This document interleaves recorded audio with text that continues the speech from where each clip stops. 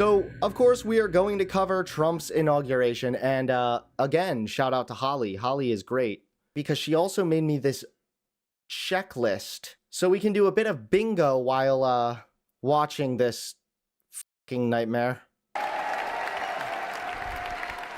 Ew.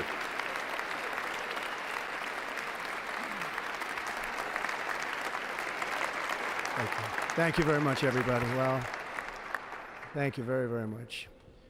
Vice President Vance, Speaker Johnson, Senator Thune, Chief Justice Roberts, Justices of the United States Supreme Court, President Clinton, President Bush, President Obama, President Biden, Vice President Harris, and my fellow citizens. The golden age of America begins right now.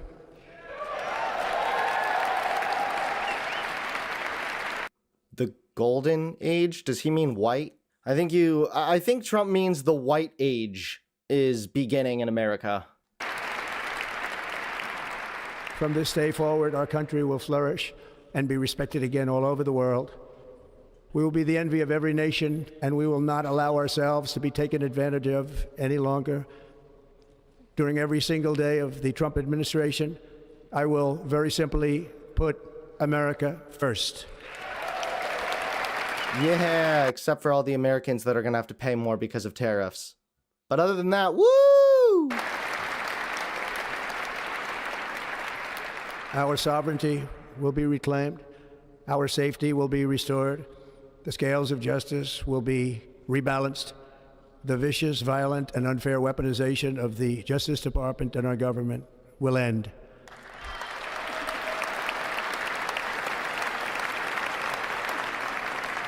And our top priority will be to create a nation that is proud, prosperous, and free. Yeah, by what? Taking away people's freedoms? By infringing upon, like, trans people's freedoms to just use the bathroom that matches their gender identity? Yeah, this is the Oompa Loompa age, if anything. America will soon be greater, stronger, and far more exceptional than ever before.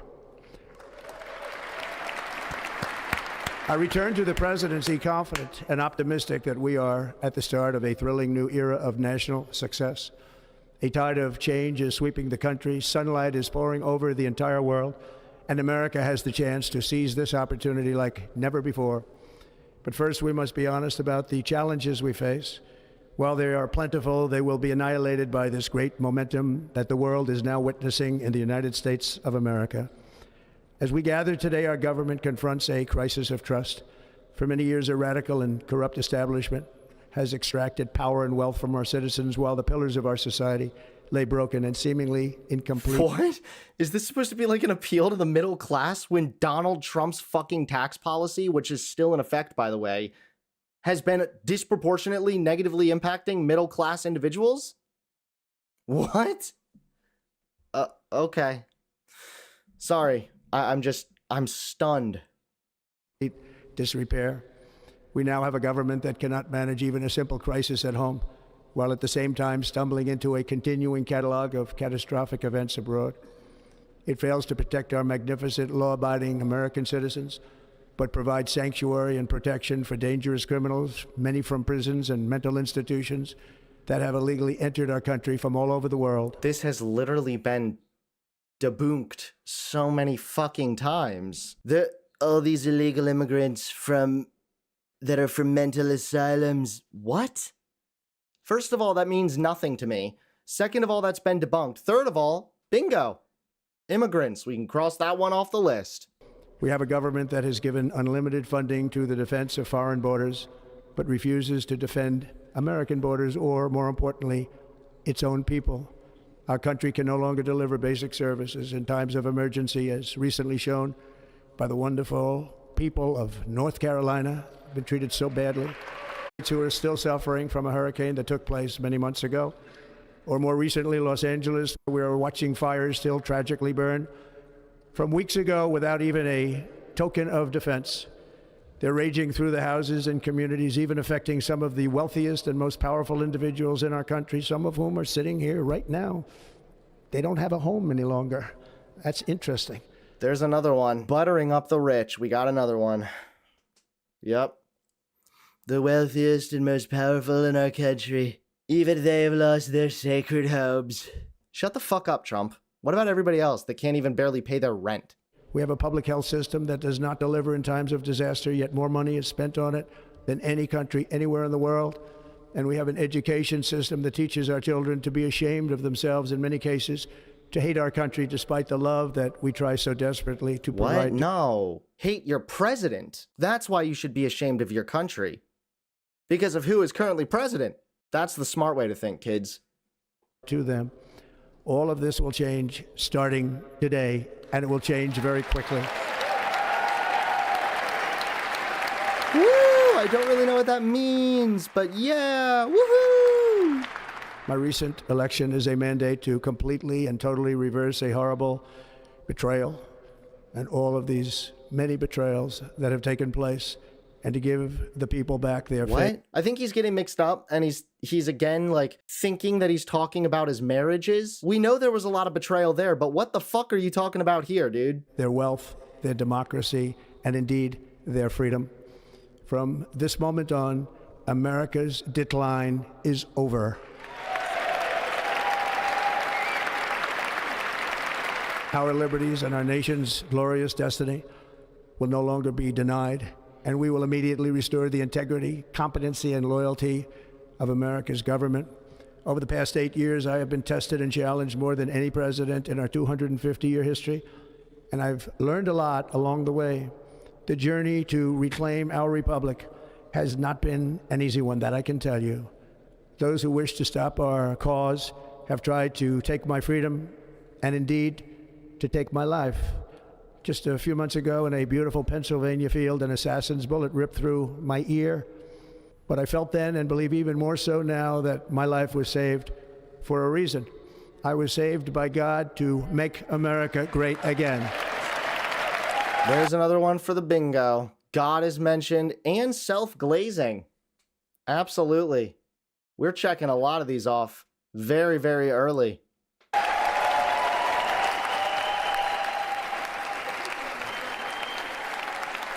Thank you. Why is Melania dressed like an Amish woman from the Mayflower? We will be working to meet every crisis with dignity and power and strength. What the fuck is going on with Bill Clinton? Hold on, look at this. Bill Clinton's like fucking high as shit over here or something. He's just like... We will move with purpose and speed to bring back hope, prosperity. What the fuck is he doing? Maybe he's falling asleep to this like everybody else. Safety and peace for citizens of every race, religion, color, and creed. For American citizens, January 20th, 2025 is Liberation Day.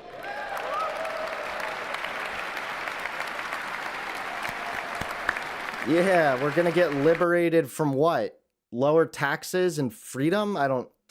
It is my hope that our recent presidential election will be remembered as the greatest and most consequential election in the history of our country.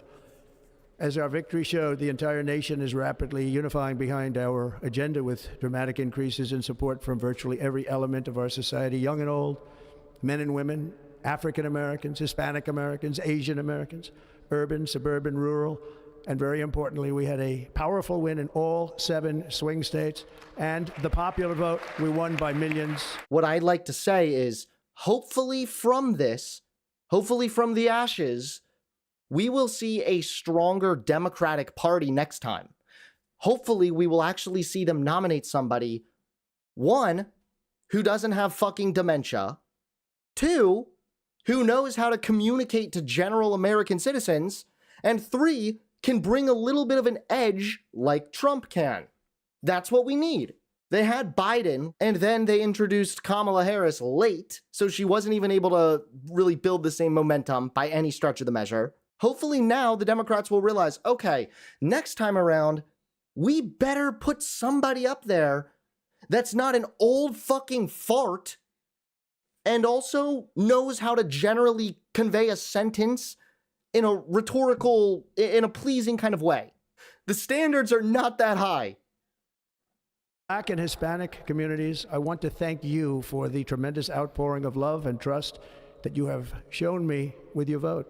We set records, and I will not forget it. I've heard your voices in the campaign, and I look forward to working with you in the years to come. Today is Martin Luther King Day, and his honor, this will be a great honor, but in his honor, we will strive together to make his dream a reality. We will make Yo, don't bring up Martin Luther King Jr. Not on a day like this, pal. his dream come true.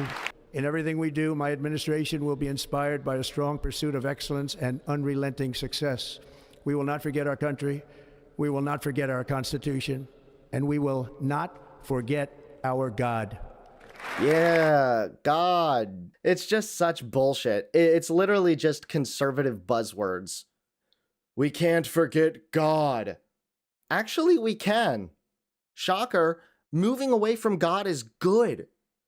The most successful societies right now are also the most atheist, or at least the most non-religious. So yeah, forgetting God would actually be a major bonus. With these actions, we will begin the complete restoration of America and the revolution of common sense. It's all about common sense.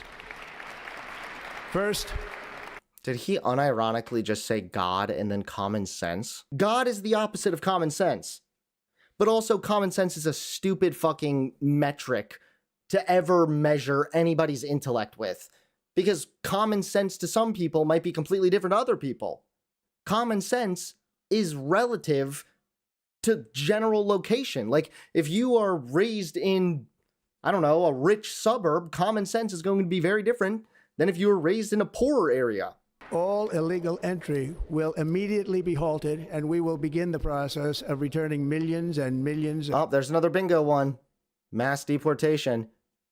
Which, by the way, somebody help me understand how this lunatic is supposedly going to enact mass deportation and also strengthen the economy, when virtually everybody with two fucking brain cells knows immigrants, whether they're here illegally or not, benefit the economy immensely. We will reinstate my Remain in Mexico policy.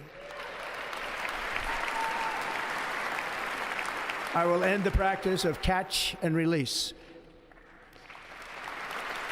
What? And I will send troops to the southern border to repel the disastrous invasion of our country. Under the orders I signed today, we will also be designating the cartels as foreign terrorist organizations. Okay. Is that going to do anything different as far as the name change? And by invoking the Alien Enemies Act of 1798, I will direct our government to use the full and immense power of federal and state law enforcement to eliminate the presence of all foreign gangs and criminal networks, bringing devastating crime to U.S. soil. 1798? Trump is really reaching far, huh? The Alien Enemies Act of 1798 gave the president the power to detain or deport citizens of enemy nations during wartime. It expired after a set number of years. And then the Naturalization Act was repealed in 1802. Outlines the role of war and national defense in the United States. So he's basically going to try to say, because these criminal gangs are bringing drugs or something, that is the equivalent of war. And so we need a national defense by removing all of these people. Maybe it would work. I don't know. It just is kind of odd that he would cite such an old law, especially one that has expired, although it does seem that there is something similar still in effect. So that's probably what he was getting at. Next, I will direct all members of my cabinet to marshal the vast powers at their disposal to defeat what was record inflation and rapidly bring down costs and prices.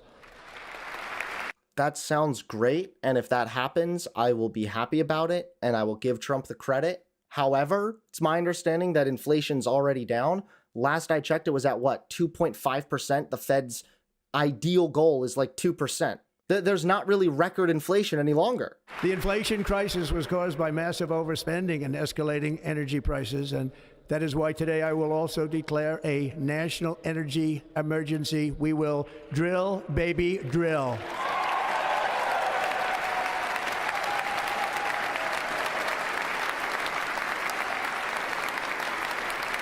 There's another one for the bingo charts.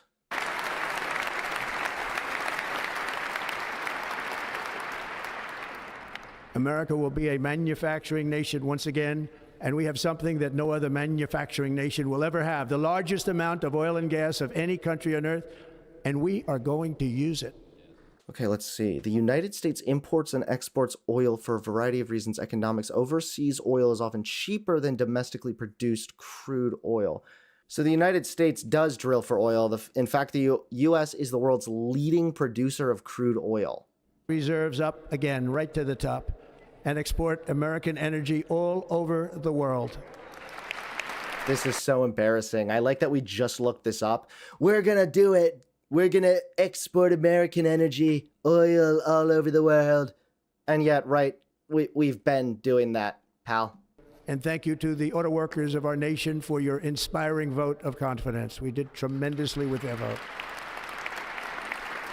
I will immediately begin the overhaul of our trade system to protect American workers and families.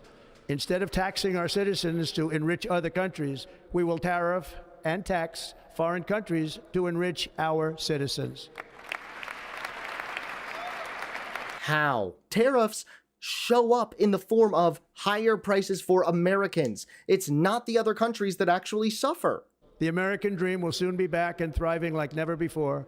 To restore competence and effectiveness to our federal government, my administration will establish the brand new Department of Government Efficiency.